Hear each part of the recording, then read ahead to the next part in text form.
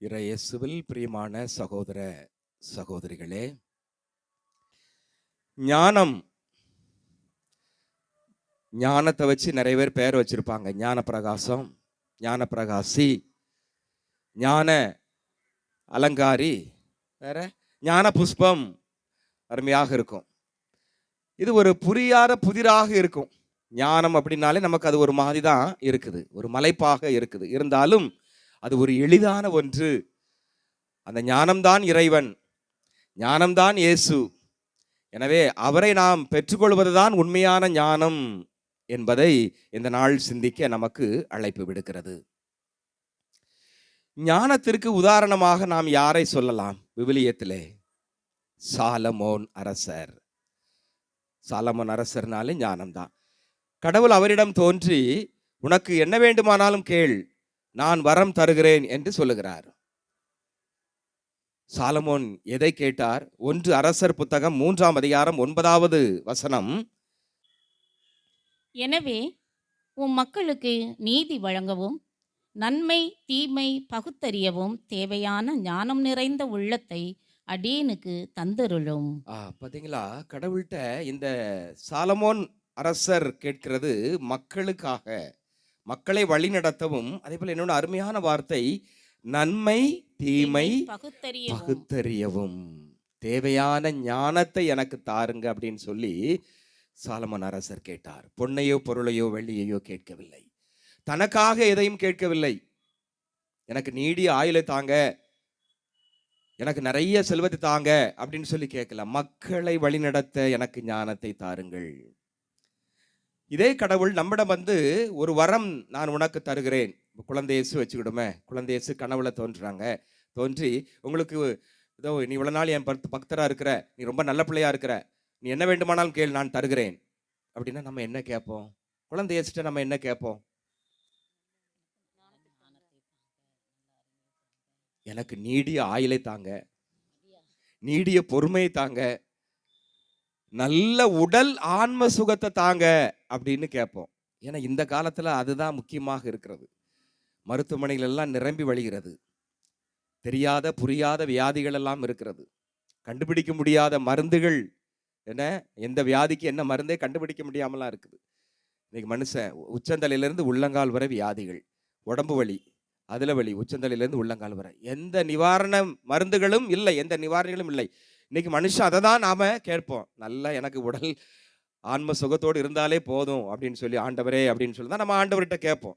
ஆனால் இதே ஒரு 5 ஆண்டுகளுக்கு முன்னதாக, ஒரு 10 ஆண்டுகளுக்கு முன்னதாக அப்படின்னா நாம் என்ன கேட்டிருப்போம்? எனக்கு சொத்து சுகத்தை தாங்க, நிறைய பணம் வேணும், வீடு வேணும், டபுள் மாடி அடுக்கு டபுள் டக்கர் வீடு கட்டணும், என்ன நல்ல கார் வேணும், நல்ல ஏசி வச்ச இது, நல்ல வசதி, நிறைய இடம் வேணும். இது மனுஷ இயல்பு தான். அப்போ நாமெல்லாம் நம்மளுடைய தேவைக்காக தான் நாம கேட்கிறோம். ஆனால் சாலமோன் அரசர் மற்றவர்கள் மக்களினுடைய தேவை, அவர்களுடைய தேவை நிறைவு செய்ய வேண்டும் என்பதற்காக எனக்கு ஞானத்தை தாருங்கள் என்று கேட்டார். சரி, முதல் வாசகத்தை நாம் அருமையாக வாசித்தோம். ஞானம், சாலமோன் ஞானம் 9ஆம் அதிகாரம் 13லிருந்து 18 வரை நல்ல அருமையாக வாசித்தோம். ஞானம் எப்படிப்பட்டது? நம்மளுடைய எண்ணங்கள் வேற, கடவுளுடைய எண்ணங்கள் வேற. நம்மளுடைய திட்டங்கள் வேற, கடவுளுடைய திட்டங்கள் வேற. அதை கண்டுபிடிப்பது மிக மிக கஷ்டம். இந்த உலகம், ஆன்மா, இறை திட்டம், அதெல்லாம் ரொம்ப கஷ்டம். இந்த மனுஷ வாழ்க்கையில இருக்கிற வரை நாம் ஞானத்தை பெற முடியாது. அதை அடைவதற்கான ஒரு முயற்சி தான் இந்த மனித மண்ணுலக வாழ்வு. கடைசியில ஒருவேளை நம்ம ஞானியாக மாறலாம், என்ன அது நம்மளுடைய இருக்கையை பொறுத்து. சரி, இப்போ ஞானத்தினுடைய மேன்மையை பற்றி அருமையாக நீதிமொழிகள் புத்தகத்தில் கொடுக்கப்பட்டிருக்கிறது. நீதிமொழிகள் புத்தகம் 3ஆம் அதிகாரம் 13லிருந்து 4ஆம் அதிகாரம் 27 வரை ஞானத்தின் மேன்மை ரொம்ப அருமையாக நீங்க வாசித்து பார்க்கலாம். ரொம்ப அருமையாக இருக்கும். அதுதான் ஒரு புதையல், அதுதான் ஒரு பவளம், அதுதான் பொன் வெள்ளிக்கு அது அதைவிட மேலானது ஞானம், அதையே நீ விரும்பி தேடு என்று நல்ல அருமையான ஒரு பகுதி. இந்த பகுதியை நீங்கள் கட்டாயம் வீட்டிற்கு சென்று வாசிக்க வேண்டும். சரி, இந்த ஞானத்தை அடைய என்ன வழிமுறை, எப்படி நாம் பெறலாம்? 3 வழிமுறைகள் இருக்கிறது. ஒன்று, மனுஷனுடைய எண்ணங்கள் சிந்தனைகள், யோசனைகள் இவையெல்லாம் பயனற்றவை, வீண் என்று கருதுவது. இரண்டாவது, எனக்கு அடுத்திருப்பவரை என்னை போல ஏற்று என்னை போல அன்பு செய்வது. மூன்றாவது, விட்டுவிடுதல். விட்டுவிடுதல், உயிரை, உடைமையை, உறவை ஆண்டவருக்காக விட்டுவிடுதல். முதலாவதாக நாம் சிந்திப்போம். மனுஷனுடைய எண்ணங்கள், சிந்தனைகள். இது ஒரு அபார சக்தி. நம்மளுடைய யோசனை, சிந்தனை கடவுள் கொடுத்த ஒரு பரிசு தான். இந்த மூளை இருக்கிறது, அதுல எண்ணங்கள் உருவாகுகிறது. நம்ம சந்தோஷமான காரியங்களை பத்தி நினைக்கிறோம். சில நேரங்கள்ல கற்பனை கோட்டையெல்லாம் கட்டுக்கிறோம். என் வாழ்க்கை பின்னால இப்படி இருந்தா எப்படி இருக்கும் அப்படின்ட்டு. ஒரு வாரத்துக்கு நடக்க போற ஒரு காரியங்களை பத்தி நம்ம சிந்தனைகள் வந்துகிட்டே இருக்குது. அப்படிதானே? சந்தோஷமா ஒரு வாரத்துக்கு நம்ம டூர் போறோம், ஒரு வெளியூர் போறோம், இல்லைன்னா ஒரு ஒரு விசேஷம் வருது, அந்த விசேஷத்துல பங்கெடுக்கிறோம். அப்ப அதை பற்றி நமக்கு மகிழ்ச்சியான சிந்தனைகள் வந்துகிட்டே இருக்கும். அதே போல சில நேரத்துல கடந்த காலத்தில் நடந்த ஒரு கஷ்டமான நிகழ்வா இருக்கலாம், என்ன ஒரு துக்கமான நிகழ்வா இருக்கலாம். அதுவும் நம்ம எண்ணத்துல ஓடிக்கிட்டே இருக்கும், வந்து நம்மை காயப்படுத்தும். சிலர் நம்மளை காயப்படுத்தலாம், அவமானப்படுத்திடலாம், அது நம்மளை வந்து தாக்கிக்கிட்டே இருக்கும். சில நேரத்துல நம்மளுடைய எண்ணங்கள் எதிர்மறையான எண்ணங்களாக சில நேரத்தில் இருக்கலாம். என்ன, திடீர்னு இப்ப கரண்ட் போகுது, ஐயோ போச்சுதே. அது இயல்பான ஒன்றுதான். நம்ம எதிர்பார்த்து ஒரு வேலையை ஆரம்பிக்கிறோம், அந்த வேலை முற்று பெறல, அப்போ நமக்கு ஐயோ முடியாம போயிருமோ என்று ஒரு எதிர்மறையான தாக்கம். சாலையில நடந்து போயிட்டு இருக்கிறோம், பேருந்துல போற ஒரு இடத்துக்கு ஐயோ குறிப்பிட்ட நேரத்தில் போய் சேர முடியாதோ, ஒரு விதமான எதிர்மறையான எண்ணங்கள். எல்லாரும் இருக்கிறாங்க, இவங்க என்ன எப்படி நினைப்பாங்க, என்ன மோசமானவங்க நினைப்பாங்களோ அப்படிங்கிற மாதிரி, என்ன என்ன நினைப்பாங்க. எதிர்மறையான எண்ணங்களும் நிறைய நம்மளை வந்து தாக்குகிறது. அதே போல நம்பிக்கையற்ற எண்ணங்கள், நம்பிக்கையற்ற ஒரு விரக்தியான, என் வாழ்க்கையில என்ன என்னத்தை கண்ட, அவ்வளவுதான், என் வாழ்க்கையே முடிஞ்சு போச்சு. ஒரு சின்ன நோய் வந்தாலும் அவ்வளவுதான், நான் முடிஞ்சு போனேன். ஏதாவது ஒரு குடும்பத்தில் ஒரு சின்ன நிகழ்ச்சி நடந்தாலும் ஐயே என்னமா அவ்வளவுதான், வாழ்க்கையே முடிஞ்சு போச்சு அப்படிங்கிற மாதிரி. அப்ப இப்படி பல்வேறு விதமான எண்ணங்கள், யோசனைகள், சிந்தனைகள் வருகிறது. இது எல்லாமே என்னது? வீண். இது எல்லாமே பயனற்றவை என்று கருதுவது, அதுதான் ஞானம். இந்த முதல் வாசகத்துல சாலமோன் ஞானம் 9ஆம் அதிகாரம் 14வது வசனம். நிலையற்ற மனிதரின் எண்ணங்கள் பயனற்றவை. நிலையற்ற மனுஷனுடைய எண்ணங்கள் பயனற்றவை, பயனற்றவை. அது ஒரு வீண், அது வேஸ்ட் என்று சொல்லிவிட்டார் சாலமோன் ஞானம். அப்ப ஞானத்தை அடைவதற்கு முதன்மையான முதல் வழி அதுதான். நம்ம எதிர்காலத்தை பத்தி நினைப்போம், வருங்காலத்தை பத்தி, கடந்த காலத்தை பத்தி நினைச்சோம், எதிர்மறையா நினைச்சோம். என்ன நம்பிக்கையற்ற, இதெல்லாம் நடந்துச்சா? இல்ல, இதெல்லாம் எண்ணங்கள் தான். நைட்டு படுக்கும்போது சிலருக்கு ஓடிக்கிட்டே இருக்கும், இன்னைக்கு என்ன நடந்துச்சு அப்படின்ட்டு ஓடிக்கிட்டே இருக்கும். அப்ப அதெல்லாம் வேஸ்ட் தான். அதுல ஒரு துளி கூட நிறைவேறாது. ஏன்னா மனித எண்ணங்கள் எதற்கு ஒப்பிடப்படுகிறது என்றால், அது ஒரு நீரோடைக்கு, நீரை போல ஒப்பிடப்படுகிறது. நீரோடை ஒரு இடத்துல இருக்குது, அது அப்படியே நிக்குமா? அது ஓடிக்கிட்டே இருக்குது, அப்படிதானே? அதுதான் கிரேக்க அறிவு தத்துவியலாளர் அறிஞர் அரிஸ்டாட்டில் சொல்லுவார், no man can jump into the same river அப்படின்னு சொல்லுவார். ஒரு 5 பேர் சேர்ந்து ஒரு ஆத்துக்கு குளிக்க போறாங்க, ஏரல் ஆத்துக்கு குளிக்க போறாங்கன்னு வச்சுக்கிட்டோமே. எங்க போனீங்க? முதலாவதுகிட்ட கேட்குறோம், ஏரல் ஆத்துல தான் குளிச்சுட்டு வந்தேன். ரெண்டாவது ஏரல் ஆத்துல தான் குளிச்சுட்டு வந்தேன். ஆனா அவர் என்ன சொல்றாருன்னா, இல்ல இல்ல அப்படிங்கிறாரு. எப்படி அப்படின்னா, முதல்ல ஒருத்தன் குதிக்கிறான், அடுத்த செகண்ட்ல அந்த தண்ணி என்ன ஆயிருது? ஓடிடுது, அங்க போயிருது, மூவ் ஆகி போயிட்டே இருக்குது. அப்ப ரெண்டாவது உள்ளவன் குளிக்கும் போது வேற தண்ணியில தான் அவன் குளிக்கிறான், மூணாவது உள்ளவன் வேற தண்ணி. அப்போ ஒரே ஆத்துல குளிக்கல அப்படிங்கிற மாதிரி அவருடைய எண்ணம். அப்போ இதே போலத்தான் மனுஷனுடைய எண்ணங்கள் நிமிஷத்துக்கு நிமிஷம், நேரத்திற்கு நேரம், சூழ்நிலைக்கு தகுந்தாற் போல மாறக்கூடியது, அப்படிதானே? அது ஒரு நிலையற்றது மனுஷனுடைய எண்ணங்கள். இன்னைக்கு மனுஷ வாழ்க்கை ஒரு வட்டமான ஒரு சுழற்சி முறை, மாறிக்கொண்டே இருக்கிறது. இந்திய தத்துவியலிலே சொல்வார்கள், மனுஷ வாழ்க்கை ஒரு சைக்கிள், மாறக்கூடியது, அப்படி வரும், ஒவ்வொரு பருவத்திற்கு தகுந்தாற் போல மாறக்கூடியது. நம்ம அன்றாட வாழ்க்கையில நம்ம பார்க்கிறோம், பல பருவங்கள் இருக்கிறது. மழைக்காலம், குளிர்காலம், கோடை காலம், ஏன்னா ஆடி மாத காத்து, ஏன்னா அப்படி பல மாறி மாறி மாறி வந்துகிட்டே இருக்கு. அப்ப இதே போலத்தான் ஒரு தண்ணியை போல மனுஷ வாழ்க்கை ஒரு காற்றை போல மாறக்கூடியது. அதுதான் மனுஷனுடைய எண்ணம். அப்ப அது வேஸ்ட், அது பயனற்றவை. அப்போ நாம சிந்திக்கவே கூடாதா? நம்ம நினைச்சே பார்க்க கூடாதா? அப்படி இல்லை. அது நினைவுகள் வரும். ஆனா நாம் அதற்கு முக்கியத்துவம் கொடுக்காத, அதை முதன்மைப்படுத்தாத, அதை நினைச்சு நினைச்சு நீ கஷ்டப்படாத, அதை நீ ஒருமுகப்படுத்தாதை. Do not concentrate on your thoughts. அப்ப அதுதான் ஒரு மனுஷனுக்கு ஒரு சிந்தனை தேவைதான். அந்த சிந்தனை தான் உயர இழுத்து செல்லுகிறது. அதே நேரத்தில் அந்த சிந்தனை தான் மனுஷனை நிறைய நேரங்கள்ல என்ன செய்யுது? அழிவுக்கு கொண்டு செல்கிறது. தாழ்வான ஒரு இகழ்ச்சியான ஒரு நிலைக்கு கொண்டு செல்கிறது. நினைச்சு நினைச்சு, ஏன்னா அது நிறைவேற போறதில்லை. அது ஒரு ஜஸ்ட் ஒரு தாட், ஒரு சிந்தனை, அவ்வளவுதான். ஒரு தண்ணியை போல, ஒரு காற்றை போல அந்த நேரத்துல மறையக்கூடியது, அவ்வளவுதான். ஸோ அதை நீ நிலைநிறுத்தாதே, அதை நினைச்சு நினைச்சு இருக்காத, அதை முன்னிலைப்படுத்தாதே, அது பயனற்றது என்று சொல்கிறார். அப்போ இதுதான் அப்படி கருதும் பொழுது அந்த நிலைக்கு நாம வந்துட்டோம்னா நாம ஞானத்தை பெற்றுக்கொள்ளலாம். ஆனால் நம்மளால அப்படி இருக்க முடியுமா?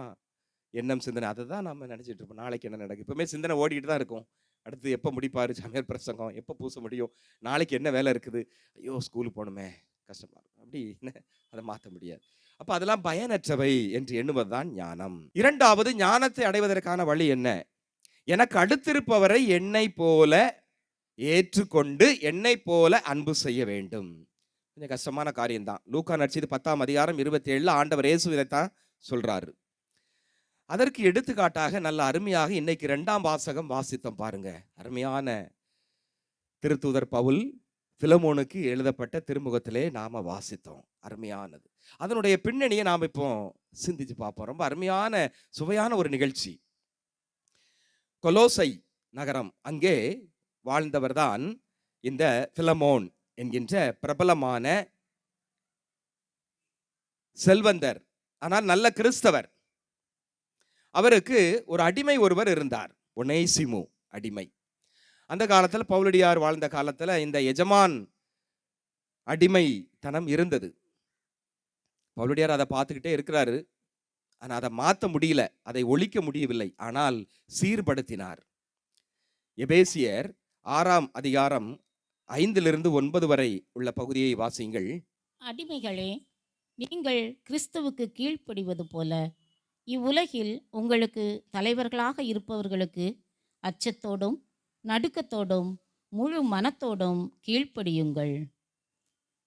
மனிதர்களுக்கு உகந்தவர் ஆகுமாறு வேலை செய்வதாக காட்டிக்கொள்பவர்களாய் இராமல் கிறிஸ்துவின் பணியாளராய் கடவுளின் திருவுளத்தை உளமாற நிறைவேற்றுங்கள். முதல்ல உங்களுடைய தலைவருக்கு, உங்களுடைய பாஸ் எஜமானுக்கு நீங்க கீழ்ப்படிங்க. அவர் சொன்ன வேலையை செய்யுங்க. மனுஷருக்காக நீங்க செய்யாம கடவுளுக்காக நீங்கள் செய்யுங்கள். இதுவே கடவுளும் திருவுளம் என்று.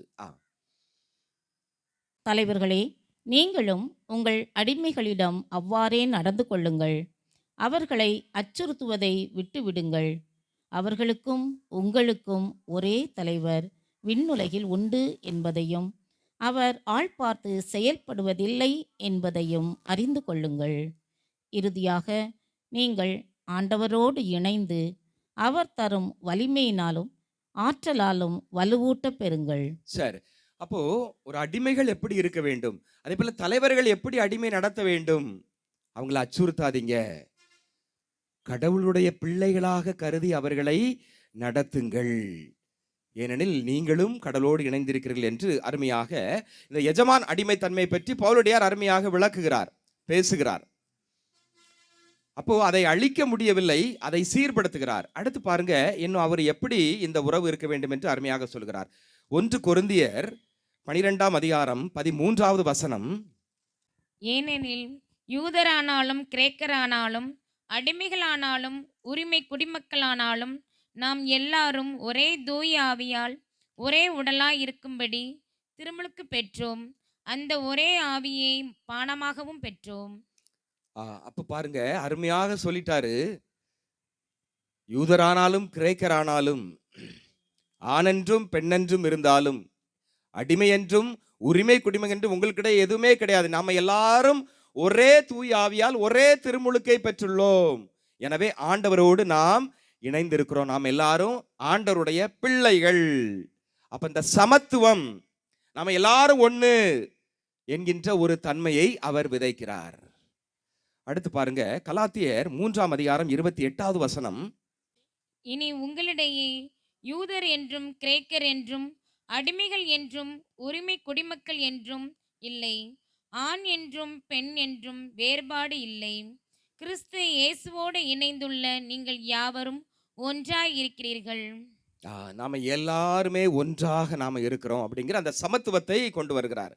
அதனால எல்லாருமே நம்ம கடவுளுடைய பிள்ளைகள், ஒரே தூயாவி ஒரே திருமுழுக்கால் நாம் நிறைவேற்றப்பட்டோம், எனவே கிறிஸ்துவோடு இணைந்திருக்கிறோம் என்று இந்த சமத்துவ கொள்கையை கொண்டு வந்து அதை சீர்படுத்துகிறார். ஆனால் அவரால் அதை ஒழிக்க முடியவில்லை. சரி, இப்போ இங்க வாங்க. இப்போ அந்த அடிமை ஒனோசிமு இவருக்கு பிலோமின் கீழே இருந்து வேலை செஞ்சிட்டு இருக்கிறாரு. ஒரு குறிப்பிட்ட சூழ்நிலையில இவரால இருக்க முடியல. தலைவருக்கு தெரியாம தப்பி ஓடிட்டார். நம்ம ஸ்கூல்ல சில நேரத்துல பார்ப்போம். சில பிள்ளைகள் ஸ்கூல்ல கடைசி வரை இருப்பாங்க, சில பிள்ளைகள் ஸ்கூல்ல இருக்க முடியாது, விட்டா 2ஆம் நாள்லயே ஓடிடுவான். அதே போல நம்ம வேலை பார்க்கிற இடங்கள், நிறைய இடங்கள்ல, இப்போ அலுவலகங்கள்ல நம்ம வேலை பார்க்குறோம். அது ஆசிரியர் பணியாக இருந்தாலும் சரி, மற்ற கல்வி நிறுவனங்களாக இருந்தாலும் சரி, மற்ற நிறுவனங்களாக இருந்தாலும் சரி, வணிக நிறுவனங்கள், வேலை ரொம்ப கஷ்டமாக இருக்கும் பொழுது ஒரு குறிப்பிட்ட சூழல்ல நம்ம அந்த இடத்த விட்டு ஓடிடுவோம். அடுத்த கம்பெனிக்கு போயிடுவோம், இல்லை அடுத்த ஸ்கூல், இந்த ஸ்கூல் வேண்டாம் அடுத்த ஸ்கூல், இப்படி. அப்போ எல்லாருக்குமே அந்த ஒர்க் ப்ரெஷர் அது இருக்குது, அப்படிதானே? வேலை செய்கிற இடத்துல ரொம்ப ப்ரெஷர் கொடுத்து இது பண்ணும்போது நம்மளால இருக்க முடியாது. அப்போ அவருக்கு இது ஏதாவது ஒரு மனப்பிரச்சனையோ ஏதோ ஒரு கடினமான சூழலை அவர் எதிர்கொண்டிருக்கலாம். எனவே தலைவர்கிட்ட சொல்லாம கொள்ளாம என்ன செஞ்சிட்டாரு, ஓடிட்டார். ஓடி எங்க போனாரு? வேற எங்கேயும் போக முடியாது. ஏன்னா அடிமைகள் என்பவர்கள் விலைக்கு வாங்கப்பட்டவர்கள், தலைவர்கிட்ட தான் இருக்கணும். வேற அவங்க குடும்பம், அவங்க எங்க இருந்து வந்தாங்கன்னு யாருக்குமே தெரியாதே அவங்களுக்கு. எங்க போவாங்க? இவர் எங்க போறாரு? ஒனேசிமு எங்க போயிருப்பாரு? பவுலடியார்கிட்ட போறாரு. ஏன் பவுலடியார்கிட்ட போறாரு? ஏன்னா பவுலடியார் இந்த ஒனோசிமுனுடைய இந்த அடிமையினுடைய பாஸ் பிலோமின் அவர் வீட்டுக்கு அடிக்கடி வர்றாரு. 2 பேருமே நல்ல நண்பர்கள், 2 பேருமே நல்ல நண்பர்கள். எனவே அவர் பார்க்கிறார், சரி நமக்கு தெரிஞ்சவர் இவர்தான், இவர் வீட்டுக்கு போ அப்படின்ட்டு பவுலடியாரிடம் அடைக்கலம் புகுகிறார். அங்கு அவர் சந்தோஷமாக இருக்கிறார். வாழ்க்கை மாறுகிறது, திருமுழுக்கு பெறுகிறார். ஓராண்டு கழித்து மீண்டும் தன் தலைவரிடம் செல்ல வேண்டும் என்று தீர்மானிக்கிறார். பவுலடியாரிடம் அதை சொல்லுகிறார். சரி நில்லு, நல்ல ஒரு முடிவு எடுத்திருக்கிறார், சரி பரவாயில்ல, ஆனா நான் ஒரு கடிதம் கொடுத்து விடுகிறேன்.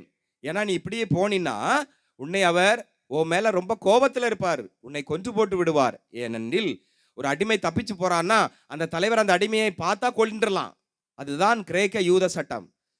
அதனால என்னுடைய நண்பர் தான் பிலோமின், எனவே நான் அவருக்கு உன்னை ஏற்றுக்கொள்ளும்படி, உன்னை அன்பு செய்யும்படி, மீண்டும் வேலையில வைத்து உன்னை பராமரிக்கும்படி நான் ஒரு சிபாரிசு கடிதம் கொடுக்கிறேன் என்று அந்த கடிதம் கொடுக்கிறார். கடிதங்களிலே பல வகை இருக்கிறது, அப்படிதானே?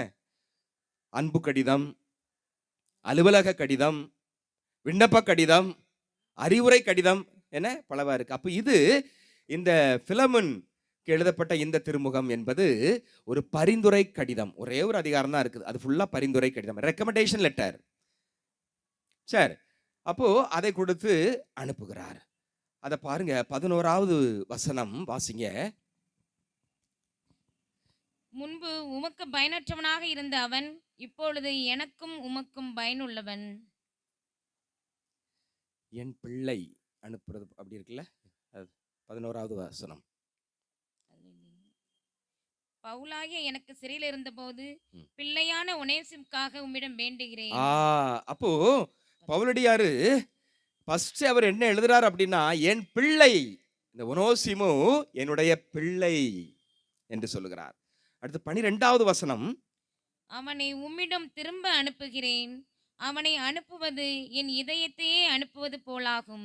என் இதயத்தையே அனுப்புவது போலாகும். பாத்தீங்களா எப்படி ஐஸ் வைக்கிறார், பாத்தீங்களா? அடுத்து 16வது வசனம், இனி அவனை நீர் அடிமையாக அல்ல, அடிமையை விட மேலானவனாக, அதாவது உம்முடைய அன்பார்ந்த சகோதரனாக ஏற்றுக்கொள்ளும். உன் அன்பார்ந்த சகோதரனாக ஏற்றுக்கொள்ளும், அவனை அன்பு செய்யும் என்று அவர் சொல்லுகிறார். அடுத்து 17வது வசனம், எனவே நமக்குள்ள நட்புறவை கருதி என்னை ஏற்றுக்கொள்வது போல் அவனையும் ஏற்றுக்கொள்ளும். எனவே நமக்குள்ள நட்புறவை கருதி, ஃப்ரெண்ட்ஸ்ங்கிறது இதுல தெரியுது. அப்போ என்னை ஏற்றுக்கொள்வது போல அவனையும் ஏற்றுக்கொள்ளும். பாத்தீங்களா? அப்ப இதுதான் 2வது. எனக்கு அடுத்திருப்பவரை போல என்னை போல ஏற்றுக்கொள்வது, என்னை போல அவரையும் அன்பு செய்வது, அதுதான் ஞானம் என்பதை இந்த 2ஆம் வாசகத்திலே நாம் அருமையாக தெளிவாக கற்றுத்தறிந்தோம். சரி, 3வது ஞானத்தை கண்டுபிடிப்பதற்கான, ஞானத்தை அடைவதற்கான வழி விட்டுவிடுதல். விட்டுவிடுதல். குதிரைய கட்டியிருக்கிறாங்க லாயத்துல, அது அப்படியே நிக்குது. அதை அவிழ்த்து விட்டாதான் ஓடும், இலக்கை நோக்கி ஓடும். அதே போலதான் நாமளும் சில காரியங்கள்ல கட்டுண்டு இருக்கிறோம். நாம் அதை அவிழ்க்கப்படும் பொழுது, சில காரியங்களை நாம விட்டுவிடும் பொழுது, நாம் முன்னோக்கி ஆண்டவரை நோக்கி செல்லலாம். அந்த ஞானத்தை நாம் உறுதியாக பெற்றுக்கொள்ளலாம். முதல்ல ஆண்டவருக்காக நமது லட்சியத்தை அடைய வேண்டும் என்பதற்காக உயிரை கூட இழக்க தயாராக இருக்க வேண்டும். உரோமையிலே வேத கலாபனை நடந்து கொண்டிருந்த காலம், கிறிஸ்தவம் அப்பொழுதுதான் பரவ ஆரம்பித்த காலம். யாரெல்லாம் கிறிஸ்துவை ஆதரிக்கிறார்களோ, கிறிஸ்துவை வழிபடுகிறார்களோ, அவர்களெல்லாம் சித்திரவதை, கொலை. அப்போ ஒரு விவசாயி ஒரு கிராமத்தில் வாழ்ந்து வந்தார், நல்ல ஒரு மனிதனாக. அப்போ அவருடைய நிலம் நன்றாக விளைந்தது, நல்ல விளைச்சலை கொடுத்தது. அதுல ஒரு பங்கை எப்பவும் ஏழைக்கு கொடுத்து விடுவார். அந்த பகுதியிலே நல்ல ஒரு மனிதராக இருந்தார். இயேசுவை அதிகமாக அன்பு செய்தார். இப்ப அரசனுக்கு இது தெரிய வந்தது. படை வீரர்களை அனுப்பி அவரை எப்படியாவது கண்டுபிடித்து கொலை செய்யுங்கள். படை வீரர்கள் செல்கிறார்கள், தேடி தேடி பார்க்குறாங்க. காலையிலிருந்து கண்டுபிடிக்க முடியல, மாலை ஆயிட்டு, இரவு ஆயிற்று. அப்போ சரி, ஓய்வு தங்கிட்டு போகலாம். ஆனால் எங்கே, காட்டு பகுதியாக இருக்கிறது, எங்கே தங்கலாம்? அந்த நேரத்தில் ஒரு பெரியவர் வர்றார். அவர்கிட்ட கேட்குறாங்க, ஐயா நாங்கள் இப்படி வந்திருக்கிறோம், பயணமாக வந்திருக்கிறோம், நாங்கள் தங்கிட்டு காலையில் போகணும், என்ன செய்யலாம்? உடனே அவர் இன்னொரு, அங்கே பாருங்க, அங்கே ஒரு குடிசை வீடு இருக்கிறது, அங்கே ஒருத்தர் இருக்கிறாரு, அவரிடம் நீங்கள் போங்க. இவங்க படை வீரர்கள் போகிறாங்க, கதவை தட்டுறாங்க. தட்டின உடனே அவர் இன்முகத்தோடு திறக்கிறார். வாங்க அப்படின்ட்டு உள்ளே கூப்பிடுறாரு. வந்த உடனே நீங்கள் வந்த நோக்கம் என்ன அப்படின்னு சொல்லி கேட்குறாரு. அப்போ நாங்கள் அரசரிடமிருந்து வருகிறோம், இப்படி இயேசுனுடைய உண்மையான சீடர் ஒருத்தர் இருக்கிறார், அவரை தேடி கண்டுபிடிச்சு கொலை பண்ணுறதுக்கு வந்தோம். ஆனால் நேரம் ஆயிற்று, நைட்டு தங்கிட்டு போகலான்னு இருக்கிறோம், நீங்கள் இடம் கொடுப்பீங்களா? கண்டிப்பாக நீங்கள் இடம் கொடு, நீங்கள் இங்கே தங்கிட்டு போகலாம் என்று உடனே சாப்பாடெலாம் நல்லா சமைச்சு கொடுத்து நல்லா சூப்பராக கவனித்து அவங்களை தூங்க வைக்கிறார். தூங்க வச்சுட்டு இவர் போய் தன்னுடைய நிலத்துக்கு போய் அந்த இடத்துல ஒரு குழியை, ஒரு 5 அடிக்கு குழியை தோண்டிட்டு வந்துட்டார். வந்து நைட்டு படுக்கிறாரு. இவருக்கு தூக்கம் வரல. பிறகு காலையில் அவங்க படைவீரர் நல்லா தூங்கி எந்திரிச்சு கிளம்ப போகிற நேரம், ஐயா நாங்கள் போயிட்டு வருகிறோம், கொஞ்ச நேரம் நில்லுங்கள், நீங்கள் தேடி வந்த மனிதர் நான் தான், நீங்கள் தேடி வந்த மனிதர் நான் தான், என்னை கொலை செய்யுங்கள். அந்த படை வீரர்கள் பின்வாங்கினார்கள். ஐயா உங்களையா, இப்படி அருமையாக முன்பின் தெரியாம வந்தோம், எங்களை கவனிச்சு நல்லா ஓய்வெடுக்க வச்சு உங்களை நாங்கள் கொலை பண்ண மாட்டோம்.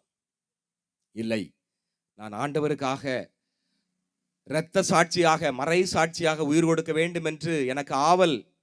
இது அருமையான ஒரு வாய்ப்பு, எனவே அதை நிறைவேற்றுங்கள். அதே போல அரசன் கொடுத்த ஆணையும் நீங்கள் நிறைவேற்ற வேண்டும், இல்லை என்றால் அவர் உங்களை கொன்றுவார்.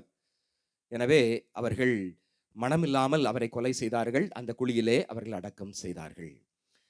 அன்புக்குரியவர்களே, ஆண்டவருக்காக நமது உயிரையும் இழக்க வேண்டும். அதுதான் மத்தேயு நற்செய்தி 16ஆம் அதிகாரம் 25வது வசனம்.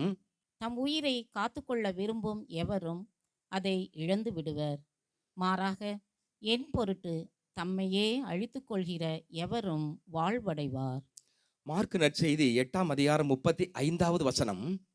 தம் உயிரை காத்துக்கொள்ள விரும்பும் எவரும் அதை இழந்து விடுவார், என் பொருட்டும் நற்செய்தியின் பொருட்டும் தம் உயிரை இழக்கும் எவரும் அதை காத்துக்கொள்வார். என் பொருட்டும் நற்செய்தியின் பொருட்டும் உயிரை இழக்கிறவர் அதை வாழ்வை காத்துக்கொள்வார்கள். அதுதான் உண்மையான ஒரு ஞானம். அப்போ இந்த விட்டு விடுதல், ஞானத்தை அடைவதற்கான விட்டு விடுதலே முதலாவது ஆண்டவருக்காக நம் உயிரையும் விட்டுவிட வேண்டும். இரண்டாவது உடைமையை விட்டுவிட வேண்டும். உடைமையை விட்டுவிட வேண்டும். நற்செய்தி வாசகத்தில் வாசகம் 14ஆம் அதிகாரம் 33வது வசனத்துல, நீ உடைமையும் விட்டுட்டு வா என்று ஆண்டவர் சொல்லுகிறார். ஒரு கணவன் மனைவி கடை வீதியிலே நடந்து சென்று கொண்டிருக்கிறார்கள். அப்போ கணவன் அவருடைய மனைவிக்கு கொடை பிடிச்சிட்டு போறான். மழையும் இல்லை, வெயிலும் இல்லை, ஆனா கொடை பிடிச்சிட்டு போறான். பக்கத்துல உள்ள எல்லாரும் பார்த்து சிரிக்கிறாங்க. சிலர், என்ன இது ஒண்ணுமே இல்லை, கொடை பிடிச்சிட்டு போறியே? ஒன்றும் இல்லை, இந்த பக்கம் நகைக்கடை வரும் பொழுது நான் கொடைய அப்படி சரிச்சு பிடிச்சுக்கிடுவேன், இந்த பக்கம் துணிக்கடை வரும் பொழுது இப்படி சரிச்சு பிடிச்சுக்கிடுவேன். இது பெண்களுக்கே உரித்தானது. எல்லாருக்குமே அந்த ஆசை இருக்கதான் செய்யும். துணி கடையை பார்த்தனா கடை நிறைய ட்ரெஸ்ஸு எல்லாம் வச்சிருப்போம். நிறைய நகை வாங்கணும் அப்படின்னு ஆசை. இது பெண்களுக்கு மட்டும் இல்லை, இது நகைச்சுவையாக சொல்லப்படுகிறது. ஆனால் எல்லாருக்கும் ஆசை இருக்க தான் செய்யுது, அப்படிதானே? ஆண்களுக்கு இன்னைக்கு ஒரு பற்று, ஒரு ஒரு விதமான ஒரு பற்று என்ன, பெண்களுக்கு இதில் அப்படின்னா ஆண்களுக்கு வேற ஒரு இதில் இருக்கும். நல்லா வேலை செய்யணும், நல்லா பணம் சம்பாதிக்கணும், நிறைய இடம் வாங்கி போடணும், நல்லா பெருசாக வீட்டு கட்டணும் அப்படிங்கிற மாதிரி ஒரு இது. ஏதாவது ஒரு இதில் நாம் அடிமையாகி விடுவோம். ஒரு பேர் ஆசையாக அது இருக்கும். அதே போல் இன்னைக்கு சின்ன பிள்ளைகளுக்கு பற்று, உடைமை மேலே பற்று. என்ன உடைமை மேலே பற்று? செல்ஃபோன். செல்ஃபோனை பயன்படுத்தாதடா செல்ஃபோனை. அவங்க அதை விடவே மாட்டாங்க. செல்ஃபோனையும் சின்ன பிள்ளைகளையும் பிரிக்கிறது ரொம்ப ரொம்ப கடினம் இந்த காலத்தில் என்ன. அதே போல் இளைஞர்கள், இளம்பெண்கள், முதியவர்கள் எல்லாருக்குமே ஏதாவது அந்த பற்று இருக்கும் பாருங்க. அந்த பற்றை விட்டுவிட வேண்டும், அந்த உடைமைகளை விட்டுவிட வேண்டும் என்று ஆண்டவர் சொல்லுவதை நாம் பார்க்கிறோம். திருப்பாடல் 16:5,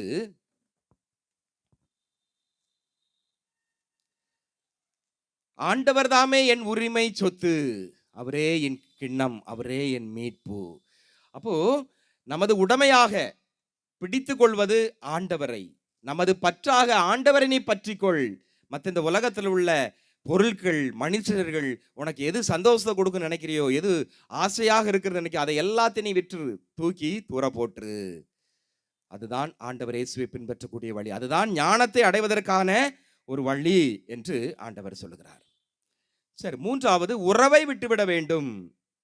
நற்செய்தியில வாஸ்தவம் 14:26 என் பொருட்டு மனைவி, மக்கள், பிள்ளைகள், சொந்தக்காரங்க, அண்ணன், தம்பி எல்லாத்தையும் தூக்கி எறிந்து விடு. தொடக்க நூல் 2:24 இதனால் கணவன் தன் தாய் தந்தை விட்டுவிட்டு தன் மனைவியுடன் ஒன்றித்திருப்பான், இருவரும் ஒரே உடலாய் இருப்பர் அப்படின்ட்டு நாம வாசிக்கிறோம். அப்போ திருமணம் ஆவதற்கு முன்னால் முதல்ல அவங்க அம்மா அப்பா பிள்ளைகளாக இருக்கிறாங்களா, அது ஒரு குடும்பம். திருமணம் ஆன பிறகு நீங்க 2 பேரும் தனி குடும்பம். மனைவி அவங்க அம்மா அப்பா அவங்க கூட பிறந்தவங்க விட்டுட்டு வரணும், கணவரும் அவங்க கூட பிறந்தவங்களை விட்டுட்டு வர்றாங்க. அப்ப இந்த வசனத்தை நல்லா படிச்சிருக்காங்க பசங்க, பிள்ளைகள் எல்லாம். ஆண்டவர் பைபிள்ல சொல்லியிருக்கிறார்கள். அதனால கல்யாணம் முடிஞ்ச 1 மாசம் 2 மாசத்துல தனி குடித்தனம். இன்னைக்கு கூட்டு குடும்பமா இருக்கிறதே கிடையாது, ரொம்ப கஷ்டம். எல்லாரும் எங்க வெளியூர்ல போய் செட்டில் ஆயிடுறது அப்படி. அப்போ இந்த நேரத்தில் நாம சில நேரத்தில் சில உறவுகளையும் நாம் இழக்க வேண்டும், விட்டு விட வேண்டும். கல்யாணம் முடிஞ்ச பிறகும் நம்ம அம்மா அப்பா என்ன, தம்பி அவங்க சொல்றதை கேட்கக்கூடாது. கல்யாணம் முடிஞ்ச பிறகு நாம தனி குடும்பம். அப்போ கணவன் மனைவி நீங்க 2 பேரும் தான் டிஸ்கஸ் பண்ணணும். எந்த பிரச்சனை வந்தாலும் நீங்களே பார்த்து கொள்ள வேண்டும். 4 சோறு உங்க 2 பேரும் விட்டு அங்க அடுத்த இடத்துக்கு போவே கூடாது. கணவர் அவங்க அம்மா அப்பாட்ட போகக்கூடாது, மனைவியும் அவங்க அம்மா அப்பாட்ட எந்த விஷயத்தையும் கொண்டு போகக்கூடாது. நீங்களாகவே முடிவு செய்து கொள்ள வேண்டும். இன்னைக்கு குடும்பத்தில் நிறைய பிரச்சனைகள் வருது, அது காரணம் அதை 2 அங்கங்க சொல்லி கடைசியில் குடும்ப சண்டையாகி ரொம்ப இதாகி விடுகிறது. அப்போ அதை தான் பார்க்க வேண்டும். சில நேரத்தில் இந்த உறவுகளை நாம் சில நேரத்தில் இழக்க வேண்டும், விட்டு விட வேண்டும். குடும்பம் என்கின்ற அருமையான ஒரு குவளை நிறைந்த ஒரு குடும்பமாக உருவாகுவதற்கு சில நேரத்தில் கொஞ்சம் கஷ்டம்தான், அம்மா அப்பா சொல்ல விட்டுட்டு வர்றது. ஆனாலும் அப்ப ஆண்டவருக்காக நீ உன்னுடைய உறவையும் சில நேரத்தில் அந்த லட்சிய பயணத்தை அடைவதற்கு, அந்த ஞானத்தை அடைவதற்கு நீ அதையும் விட்டு விட வேண்டும். சிலர் கல்யாணம் பண்ண மாட்டாங்க, ஏதாவது ஒரு உயர்ந்த லட்சியத்தை அடைய வேண்டும் என்றால் கல்யாணம் பண்ண மாட்டாங்க. ஏன்னா இந்த உறவுகள் பாசம் இருக்கும்போது அது நாம் அடையக்கூடிய லட்சியத்தை ஒரு சாதிக்க முடியாது அப்படிங்கிறதுக்காக அவங்க இருப்பாங்க. நிறைய அறிவியல் அறிஞர்கள்லாம் பாருங்க, சிலர் கல்யாணம் பண்ணியிருக்க மாட்டாங்க. ஏன்னா அவங்க கண்டுபிடிப்பு அதுதான் உயர்ந்த இலக்கு. நம்ம அப்துல் கலாம் அவங்கெல்லாம் பாருங்க, உயர்ந்த இலக்கை அடைய வேண்டும். சிலர் இந்த உறவுகளை விட்டு விட்டிருக்கிறார்கள். எனவே ஞானத்தை பெற வேண்டும் என்றால் இந்த உறவுகளை நாம் சில நேரத்தில் விட வேண்டும். இயேசு கூட பாருங்க, லூக்கா நற்செய்தி 2:48-49 பார்க்கும் பொழுது, எருசலேம் ஆலய திருவிழாவில் ஆண்டவர் இயேசு காணாம போயிருந்தார். அவங்க அம்மா அப்பாலாம் தேடுறாங்க, தேடிக்கிட்டே இருக்கிறாங்க. அப்புறம் வீட்டுக்கு போயிட்டு பிற திரும்பி வராங்க, கோயிலில் பார்க்குறாங்க. கோயிலில் அவர் மறைநூல் அறிஞர்களிடம் இருக்கிறார். மகனை, என்ன எங்களை இப்படி பண்ணிட்டு, இப்படி அலைய விட்டுட்டியே, அம்மா தெரியாதா, நான் என் தந்தையின் அலுவல்களில் ஈடுபட்டிருக்க வேண்டும் என்று உங்களுக்கு தெரியாதா, இதான் எனக்கு முதன்மையானது என்று சொல்லுகிறார். எனவே அன்புக்குரியவர்களே, சில நேரத்தில் உயர்ந்த லட்சியத்தை அடைவதற்காக நாம் உறவுகளையும் விட்டுவிட வேண்டும். எனவே இந்த நாளிலே நாம் அருமையாக சிந்தித்தோம்.